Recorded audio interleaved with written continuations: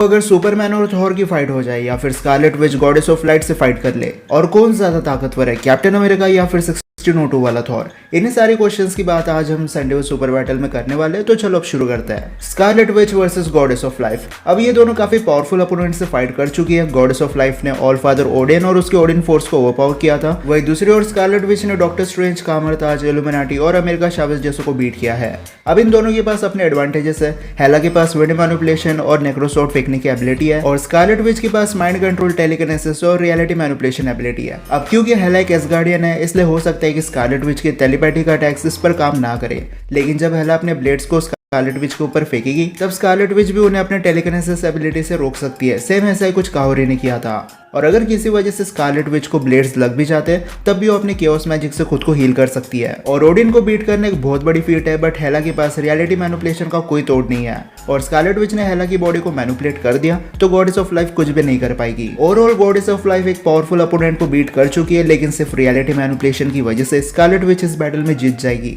Ultron versus Kang. अब Ultron एक vibranium से बना फ्यूचरिस्टिक रोबोट है जिसे प्लेनेट की प्रोटेक्शन के लिए बना था, लेकिन फिर वो ह्यूमैनिटी के अगेंस्ट हो गया।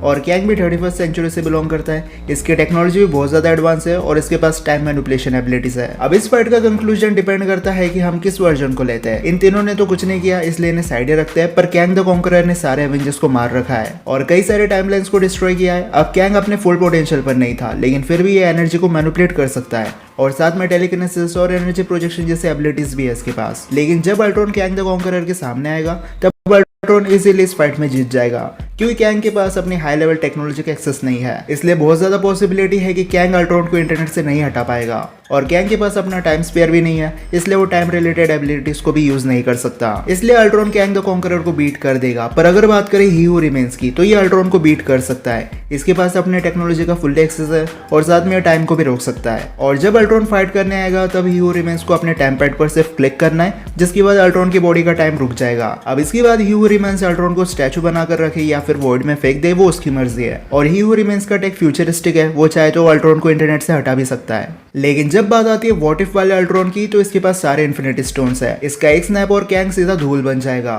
जब तक टीवी में फाइट नहीं होती, इन्फिनिटी अल्ट्रॉन इजीली कैंग के किसी भी वेरिएंट को बीट कर सकता है। Rune king Thor versus god of stories Loki. अब लोकी सीरीज के बाद से क्वेश्चन मुझे हर रोज देखने मिलता है। अब रून किंग थॉर के बारे में तो आप सबको पता ही होगा। थॉर जिसने रून मैजिक को गेन किया और फिर रैग्नारोक साइकिल को खत्म किया। इस बीच थॉर को कई सारी पावर्स मिली, जैसे रियलिटी मैनिपुलेशन और पास्ट प्रेजेंट फ्यूचर को देखना, और इसने शैडो गॉड्स को बीट किया है जो ओमनीवर्स के वर्ल्ड में रहते थे। लेकिन हमारे पास दो गॉड ऑफ स्टोरीज है, एक एमसीयू वाला और दूसरा कॉमिक वाला। अगर बात करें एमसीयू की, तो ये टाइम को रोक सकता है और साथ में टाइम स्लिपिंग कर सकता है, जिसकी वजह से अब लोकी इवेंट्स को चेंज कर पाता है, और लोकी की वजह से मल्टीवर्स की सारी टाइमलाइन जिंदा है।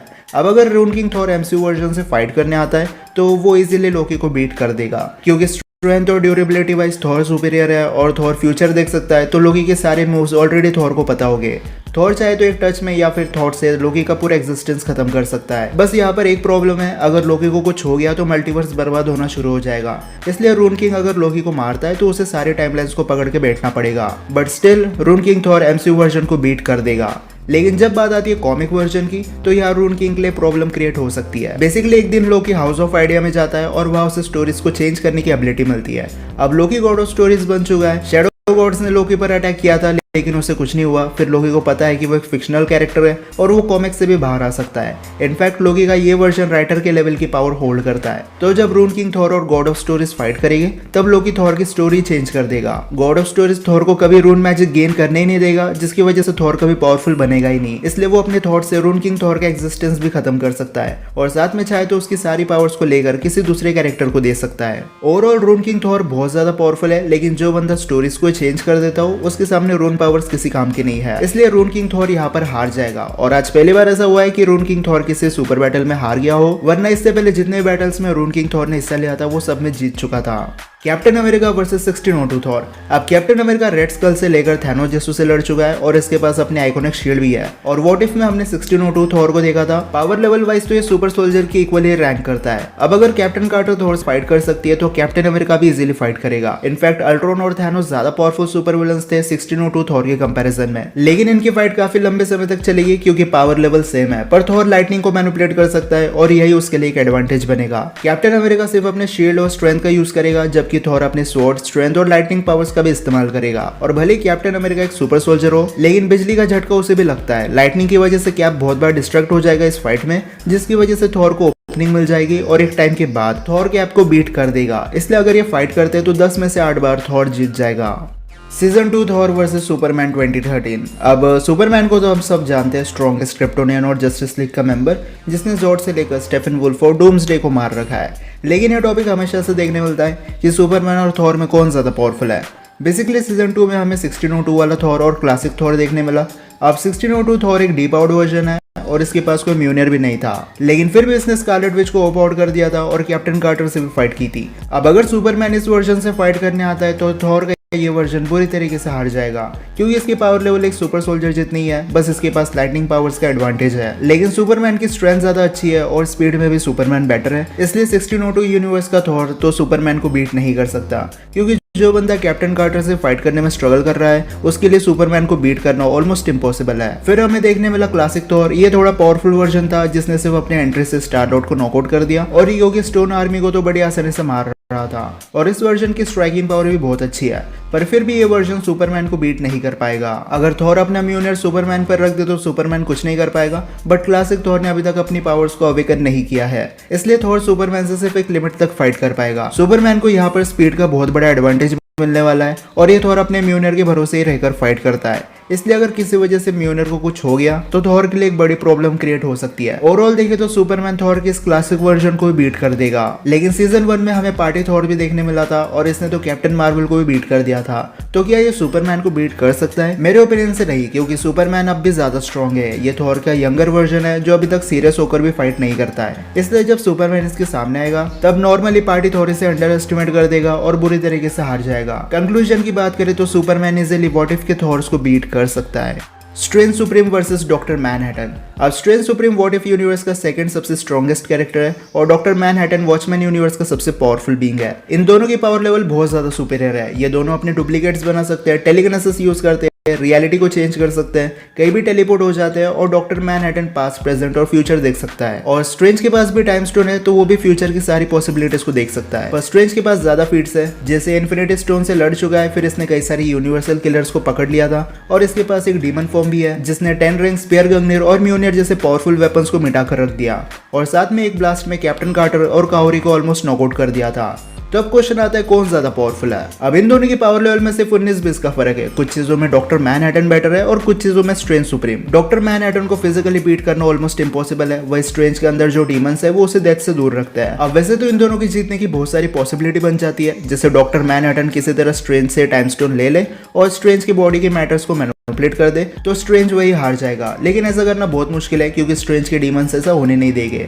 वही दूसरी ओर स्ट्रेंज सुप्रीम किसी तरह डॉक्टर मैनहट्टन की फ्यूचर देखने की एबिलिटी को ब्लॉक कर दे और उसे पॉकेट डायमेंशन में कैद करके फॉर्ज में फेंक दे तो यहाँ पर स्ट्रेंज सुप्रीम विनर बन जाएगा। ये दोनों फ्यूचर में देख सकते हैं, इसलिए इन दोनों को एक दूसरे के अटैक्स के बारे में पहले ही पता होगा। लेकिन डिपेंड करता है कि कौन इस फाइट में अपनी स्मार्टनेस को यूज करता है। डॉक्टर मैनहट्टन के लाइव एक्शन वर्जन के पास बहुत कम फीट्स है, इसलिए स्ट्रेंज सुप्रीम को डायरेक्टली विनर घोषित करना सही नहीं होगा। पर फीट वाइज तो डॉक्टर मैनहट्टन को भी हम विनर नहीं बोल सकते, इसलिए डिपेंड करता है कौन किसे ओवर स्मार्ट करता है। लेकिन आप मुझे कमेंट सेक्शन में बताओ आपको क्या लगता है किसे जीतना चाहिए, डॉक्टर मैनहट्टन या फिर स्ट्रेंज सुप्रीम।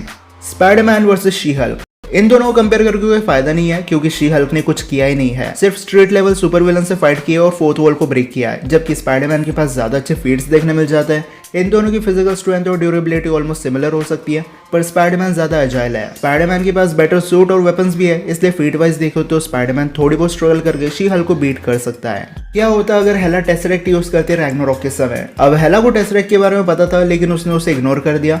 अब ऐसा हो सकता है कि हेला को टेसरेक्ट के बारे में ज्यादा नॉलेज ना हो, इसलिए वो बायोफ्रॉस्ट की चाबी ढूंढ रही थी। अगर हेला को टेसरेक्ट के बारे में पता होता तो वो स्पेस स्टोन से ज्यादा फास्ट ट्रैवल कर सकती थी और वर्ल्ड्स को कॉन्कर भी कर सकती थी। लेकिन अब क्योंकि हेला के पास टेसरेक्ट है, इसलिए वो थॉर और वैल्करी से फाइट नहीं करती। वो सीधा 9 रियल्म्स में अपने आर्मी के साथ टेलीपोर्ट हो जाती और एक एक करके सारे रियल्म्स को कॉन्कर कर लेती। पर थॉर सब कुछ देखते नहीं रहता, वो सर्टर की मदद से एसगार्ड को डिस्ट्रॉय कर देता, जिसकी वजह से रैग्नारोक साइकिल खत्म हो जाती और साथ में हेला का पावर सोर्स भी बंद हो जाता। हेला को एसगार्ड से पावर मिलती है, लेकिन अब क्योंकि एसगार्ड धूल बन चुका है, इसलिए अब गॉडेस ऑफ डेथ धीरे धीरे करके कमजोर होने लगेगी और उसकी हीलिंग एबिलिटी भी वीक होना शुरू हो जाएगी। पर अब थॉर हेमडाल की मदद से हेला की लोकेशन पता करेगा और उस रियलम में जाकर हेला को बीट कर देगा। लेकिन अब थैनोस वहां पर आ जाएगा और थॉर के सामने स्पेस स्टोन लेकर वहां से चला जाएगा और इन्फिनिटी वॉर की कहानी यहीं से शुरू होगी।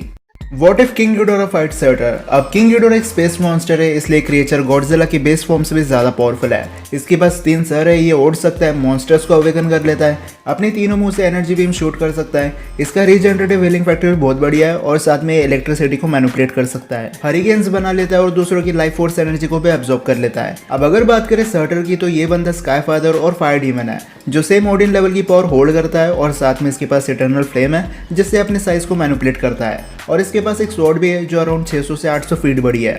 तो अब क्वेश्चन आता है इन दोनों में से पावरफुल कौन है? अब देखो इनके बीच साइज का बहुत बड़ा डिफरेंस है। किंग गिडोरा अराउंड 450 फीट बड़ा है जबकि सर्टर अराउंड 1000 फीट है, मतलब ऑलमोस्ट किंग गिडोरा से डबल है साइज में। अब किंग गिडोरा सर्टर पर कैसे अटैक करेगा? एक तो अपने ग्रेविटी बीम्स या फिर मॉन्स्टर्स को कॉल आउट करेगा, पर रोडैन को छोड़कर कोई भी मॉन्स्टर सर्टर की हिट को नहीं झेल पाएगा और आखिर में सारे मेल्ट हो जाएंगे। वही दूसरी ओर हमने देखा है कि एक्सट्रीम टेम्परेचर की चीजों पर किंग गिडोरा की ग्रेविटी बीम्स काम नहीं करती है, तो सर्टर को इस बीम से कुछ नहीं होने वाला। ओवरऑल सर्टर की हीट की वजह से गिडोरा को बहुत ज्यादा प्रॉब्लम होने वाली है और इसकी स्वॉर्ड से तो पूरा एसगार्ड डिस्ट्रॉय हो गया था। किंग गिडोरा तो उसके सामने कुछ भी नहीं है। जब ये दोनों फाइट करेंगे तब एक्सट्रीम हीट की वजह से गिडोरा का सर्वाइव करना मुश्किल हो जाएगा और सर्टर इजीली इस क्रिएचर को बीट कर देगा।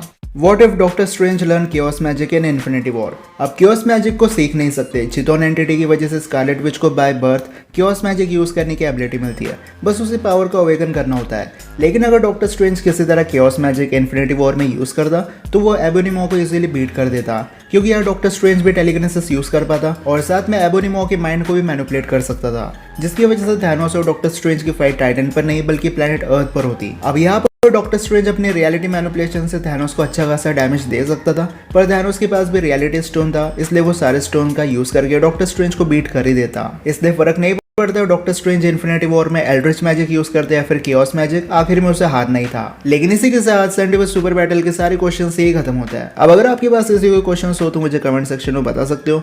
वीडियो पसंद आई होगी तो इस वीडियो को लाइक और शेयर करना बिल्कुल मत भूलना और चैनल को सब्सक्राइब कर देना इसी वीडियो देखने के लिए। तो फिलहाल के लिए इतना ही, अब मैं मिलता हूं आपसे अगले वीडियो में, तब तक गुड बाय।